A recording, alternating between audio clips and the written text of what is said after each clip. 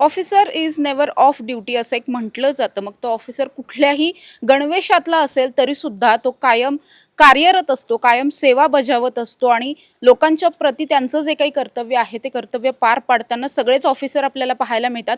पुण्यात सुद्धा अशीच एक प्रचंड खळबळजनक घटना, एक दुर्घटना खरं तर होता होता राहिली. कारण होतं एका जवानाने एका चिमुकलीचे वाचवलेले प्राण. आत्ता तुम्ही माझ्या मागे जे एक लोकेशन बघताय, हे लोकेशन आज सकाळपासून संपूर्ण पुणे शहरामध्ये चर्चेचा भाग बनलेला आहे. कारण ही जी समोरची इमारत आहे, या इमारतीच्या दुसऱ्या मजल्यावरून, म्हणजे खालून जर आपण पाहायला गेलं तर हा तिसरा मजला आहे. आत्ता जे दिसतंय तिथे दुसरा वाटत असेल, त्या खिडकीतून भाविका चांदणे नावाची एक चिमुकली सकाळी 9-9:30च्या आसपास, घरी कुणीच नव्हतं, भाविका घरात एकटी होती. खेळता खेळता ती बेडवरून या खिडकीच्या जवळ आली, खिडकीतून बाहेर डोकावण्याचा प्रयत्न केला आणि त्याच याच्यातून ती खिडकीतून अर्धवट बाहेर आलेली होती. कुठल्याही क्षणी ती कोसळेल खाली अशी शक्यता निर्माण झालेली होती. घरात कुणीच नव्हतं. मात्र हे सगळं जे आहे ते समोर राहणाऱ्या एका गृहस्थांनी पाहिलं. त्यांनी व्हिडिओ काढायला सुरू केला, आरडाओरडा सुरू केला आणि आरडाओरडा सुरू असतानाच अगदी देवासारखे धावून आले ते आज ड्युटीवर नसलेले, वीकली ऑफ असणारे मात्र कर्तव्य बजावणारे एक जवान. यांचं नाव आहे योगेश चव्हाण. योगेश सर, समोर जी इमारत आहे त्या समोरच्या इमारतीमध्ये वास्तव्यास आहेत. ज्यावेळी हा आरडाओरडा सुरू झाला त्यावेळी समोर आत्ता जी खिडकी दिसते या खिडकीतून योगेश सरांनी खरं तर हे सगळं घडलेलं पाहिलं आणि त्यानंतर तिथून अगदी धावत पळत ते त्यांच्या घरून निघाले, समोरच्या इमारतीमध्ये दाखल झाले. तोपर्यंत सुदैवाने या मुलीची जी आई होती ती सुद्धा इमारतीमध्ये चढली होती, म्हणजे दुसऱ्या मजल्यापर्यंत त्या स्वतः पोहोचलेल्या होत्या. त्यामुळे लगेचच दरवाजा उघडण्यात आला आणि मग पुढचं सगळं बचाव कार्य जे आहे ते पूर्ण झालेलं पाहायला मिळालं. अर्थात माझ्याबरोबर अग्निशमन दलाचे जवान आहेत योगेश चव्हाण सर. सर, सगळ्यात पहिल्यांदा तुमचं खूप अभिनंदन. कौतुक करावं तितकं कमी आहे. या सगळ्या घटनेमुळे आज संपूर्ण पुण्यावरती शोककळा पसरली असती, मात्र ती तुमच्यामुळे राहिली. तुम्ही आज सुट्टीवरती होतात, मात्र हा सगळा घडलेला प्रसंग तुम्ही स्वतः अनुभवलात, पाहिलात. नेमकं कसं घडलं होतं? मी सकाळी उठल्यानंतर फ्रेश होऊन पेपर वाचण्यासाठी बसलो होतो आणि पेपर वाचत असताना मला लडकी गिर रही है असा आवाज आला. आवाज आल्यानंतर मी गॅलरीच्या दिशेनं डोकावलं. तर सदर ह्या गॅलरीमधले एक गृहस्थ होते की उमेश सुतार म्हणून. तर ते ओरडत होते की बच्ची गिर रही है म्हणून. तर त्यांना विचारलं मी कुठं गिर रही है, तर त्यांनी मला सांगितलं की समोरच्या बाजूला अपोजिट ह्या बाजूला खिडकीच्या दिशेनं त्यांनी बोट केलं आणि सांगितलं. मी त्यांच्या गॅलरीत येऊन पाहणी केली तर ती मुलगी अतिशय एवढ्या डेंजर परिस्थितीमध्ये अडकली होती. फक्त तिचं मुंडकं आतमध्ये होतं आणि पूर्ण शरीर, पाय पूर्ण बाहेर होते आणि दुर्घटना घडण्याच्या स्थितीत होती. हे माझ्या लक्षात आल्यानंतर मी त्वरित तिथून धाव घेतली. अक्षरशः मी टॉवेल आणि बनियनवरती तिथं त्यांच्या घरी गेलो. घरी गेल्यानंतर बघितलं तर दरवाजाला कुलूप होतं. तिची आई दुसऱ्या माळ्यावरती येत होती. त्यांच्याकडून चावी घेतली. त्यांनी चावी घेऊन पटापट कुलूप उघडून त्यांच्या बेडरूममध्ये आल्यानंतर त्या मुलीला हाताला पकडून वरती खेचून तिला सुखरूपरित्या बाहेर काढलं. तिची मान वगैरे मी चेक केली आणि तिच्या आईलाही सांगितलं की अशा पद्धतीनं तुम्ही मुली सोडून जाऊ नका, त्यांची काळजी घ्या, असं सांगून मी त्यांच्या घरातून बाहेर आलो.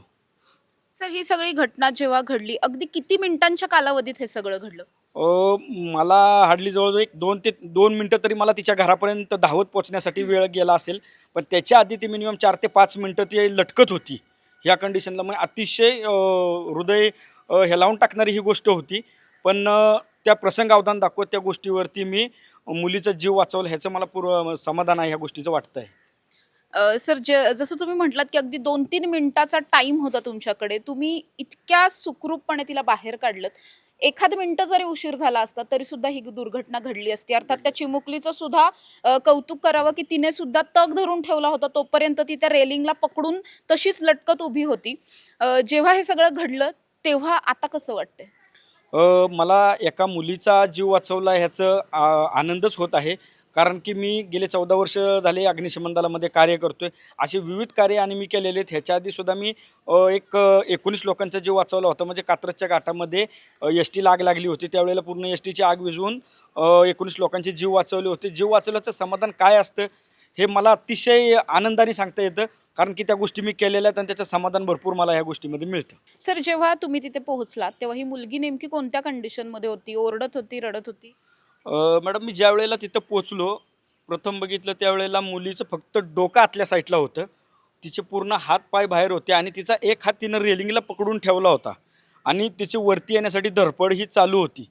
आणि त्या गोष्टीमध्ये त्याच वेळेला पोचल्यानंतर मुलीच्या पहिल्या डोक्याला पकडून तिच्या पायाला पकडून मी तिला आत खेचून तिला आतल्या साईडला घेऊन तिला तपासणी केली तिची, किंवा लागलं वगैरे किंवा मानेला किंवा काय.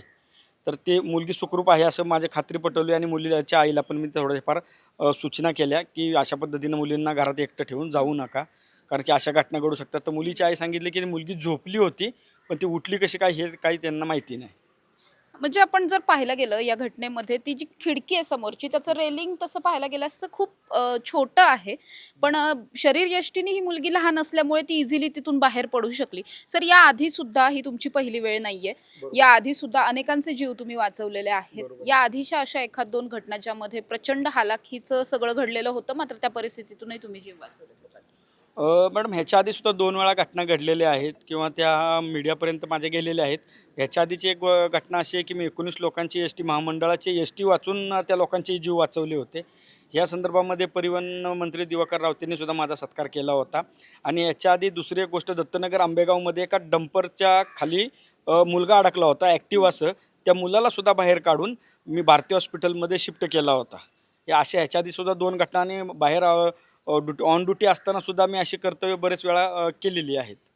सर, तुम्ही अर्थात या घटनेबद्दल आपण सगळं जाणून घेतलं, मात्र मला तुमच्याबद्दल थोडंसं जाणून घ्यायचं आहे. तुम्हाला सुरुवातीपासून अग्निशमन दलामध्येच यायचं होतं? मॅडम, माझी हिस्ट्री अशी आहे की माझे पहिले 3 चुलते हे अग्निशमन दलामध्ये कार्यरत होते. 2 मुंबई फायर ब्रिगेडमध्ये होते, 1 माझगाव डॉकला होते आणि आत्ताच चालूच्या कंडिशनला आम्ही 3 जण भाऊ फायर ब्रिगेडमध्ये आहे. एक बॉम्बे डॉकयार्डला आहेत आणि मी ते आहे आणि दुसरा ठाण्याला आहे. म्हणजे आमची हिस्ट्री पहिल्यापासून आमच्या रक्तातच फायर ब्रिगेड आहे, कार्य आहे. त्याच्यामुळे हे प्रेरणा मला घरातूनच मिळालेली आहे किंवा हे बाळकडू माझ्या पहिल्यापासूनच माझ्याकडे आलेलं आहे. त्यामुळं अशी कुठली घटना घडल्यानंतर तिथं थांबणं किंवा शांत बसणं किंवा निघून जाणं हे माझं रक्त थांबूनच मला देत नाही. त्या गोष्टीकडे धाव घेतं आणि लोकांची जीव वाचवण्यासाठी ही माझी तळमळ कायम चालू राहणारच आहे. सर, आणखी एक प्रश्न आहे. तुम्ही जसं सांगितलं की आज तुम्ही सुट्टीवरती होतात म्हणून तुम्ही घरी होतात. जर तुम्ही सुट्टीवरती नसतात तर तुम्ही आज ऑन ड्युटी असला असतात आणि कदाचित ही दुर्घटना घडली सुद्धा असती. मात्र अशा वेळी जे सर्वसामान्य नागरिक असतात त्यांनी अशा वेळी काय करावं? प्रत्येक वेळेस अग्निशमन दल पोहोचेलच असं नसतं. बरोबर आहे मॅडम, कारण की आज विकली ऑफ होता त्यामुळे मी आज घरी होतो. ते प्रसंगावधान देवाने असे की तिला वाचवण्यासाठीच असेल किंवा हे असेल, पण त्या म्हणजे म्हणजे वेळ साधून ही गोष्ट आली होती.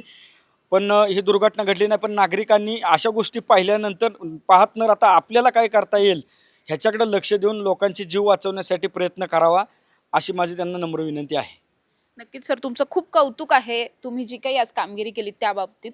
आपण बघतोय की ही जी चिमुकली आहे ती आता सुखरूप आहे. तिच्या कुटुंबियांना या सगळ्यामुळे खरं तर एक धक्का बसलेला आहे की खूप बिकट सगळी परिस्थिती निर्माण झालेली होती. कदाचित या सगळ्या दुर्घटना घडली असती.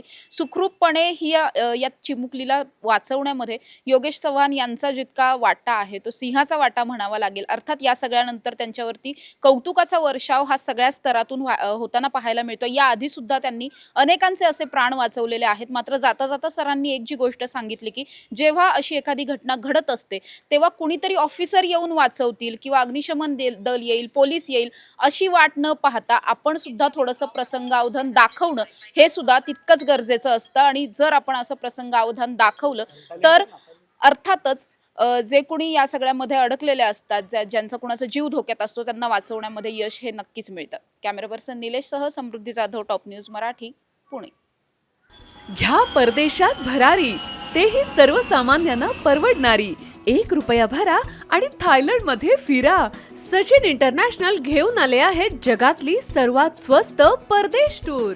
पूर्ण 5 दिवसांचं पॅकेज आता फक्त 32,999 रुपयांमध्ये. पॅकेजमध्ये विमान प्रवास, हॉटेल, ब्रेकफास्ट, ट्रान्सपोर्ट आणि प्रेक्षणीय स्थळे. सचिन इंटरनॅशनल 18 वर्षांपासून पर्यटन क्षेत्रातील एक विश्वसनीय नाव.